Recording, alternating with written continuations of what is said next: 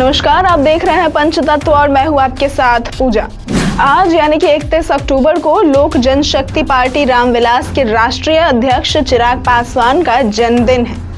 31 अक्टूबर 1982 को जन्मे चिराग पासवान के हिस्से राजनीति एक विरासत की तरह आई, लेकिन उससे पहले चिराग की चाहत कुछ और भी थी जिसमें वो सफल नहीं हो सके। लेकिन वर्तमान में बिहार की राजनीति में चिराग की चर्चा जोरों पर है।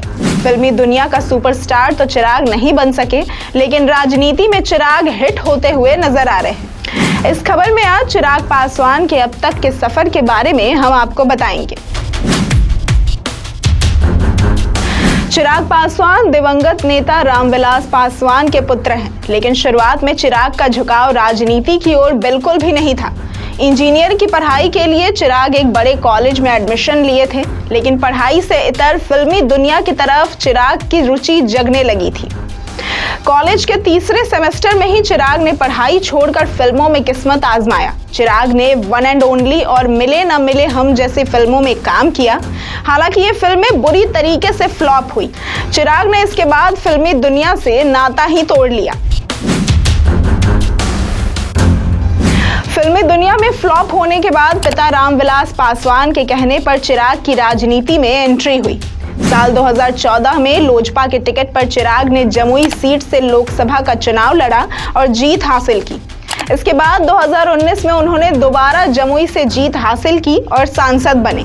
पार्टी में रामविलास पासवान के बाद चिराग पासवान का कद लगातार बढ़ता चला गया। राजनीति में पिता के बताए रास्ते पर चलते हुए चिराग पासवान हिट साबित हुए। 5 नवंबर 2019 को चिराग को लोजपा का राष्ट्रीय अध्यक्ष भी चुना गया, लेकिन चिराग की असली परेशानी पिता के निधन के बाद शुरू हुई। बिहार विधानसभा चुनाव 2020 के दौरान ही चिराग के पिता रामविलास पासवान का निधन हो गया, जिससे पार्टी की सारी जिम्मेदारी अचानक से चिराग के कंधे पर आ गई। चिराग ने बिहार विधानसभा के चुनाव में बिहार के युवाओं का ध्यान आकर्षित करते हुए बिहार फर्स्ट बिहारी फर्स्ट अभियान शुरू किया। चिराग पासवान का कहना था कि बिहार फर्स्ट बिहारी फर्स्ट अभियान का उद्देश्य बिहार राज्य का संपूर्ण विकास करना है।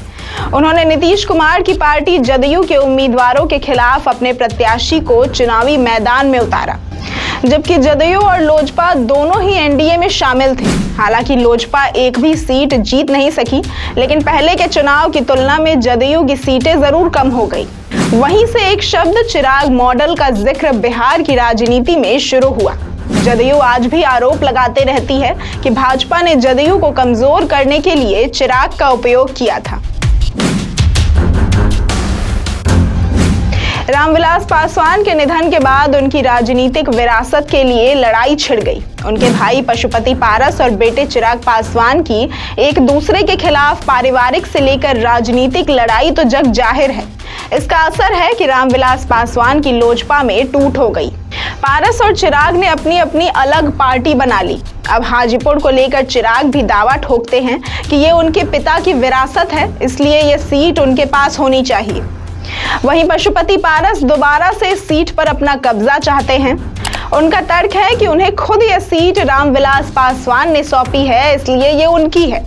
हालांकि दोनों ही फिलहाल एनडीए का हिस्सा है, फिर भी हाजीपुर को लेकर दोनों आमने सामने आते रहते हैं। ऐसी ही तमाम खबरों और जानकारियों के लिए देखते रहे पंचतत्व।